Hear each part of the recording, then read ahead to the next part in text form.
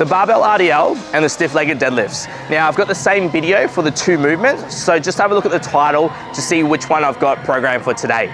They're similar movements, but they are chasing, or they're biasing two different muscle groups. So essentially the stiff-legged deadlift, which is basically my legs stiff with a soft knee bend. As I do that movement, I get more hamstrings. So the glutes are still involved, but just a little bit less.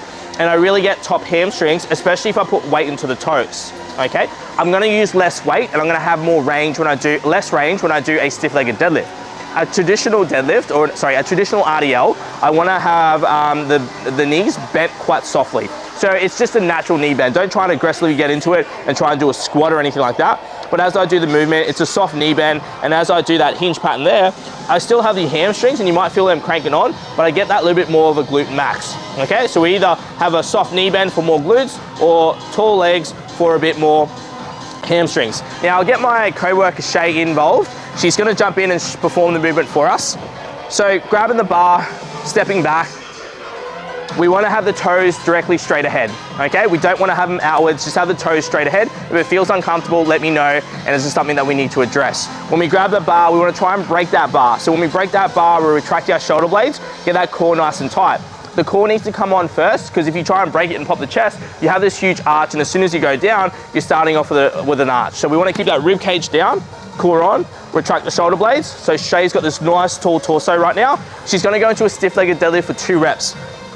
As she does the movement, it's quite hard. We want to keep those legs relatively stiff and tall. So not locked out, but as tall as possible. So this is quite hard for her. As she's going to do the movement, you can see that she's really trying to bend her knees to try and get the glutes and the quads involved. Now let's go 2 reps of the traditional RDL. She's got a strong torso, strong core. She doesn't have to shift the weight as forward as much. So big toe, little toe, heel, tripod. She's got even displacement everywhere. The knee bends is happening naturally. Cool, just go a little bit lower for me, Shay, on this one. Your range is gonna be dependent on where you feel comfortable. So traditionally, you can rack that up. Traditionally with a barbell RDL glute specific, you're gonna get down quite low. So you'll get that bar to the shin and a little bit lower based on your mobility. With a stiff-legged deadlift, your range is very limited. You probably just get past the knee because you're essentially keeping those legs tall and you're in that position there, and you're only gonna bend at the lower back if you go too low. Send me a recording if you're unsure of your form and I can give you updates, but that's the stiff-legged deadlift and the barbell RDL.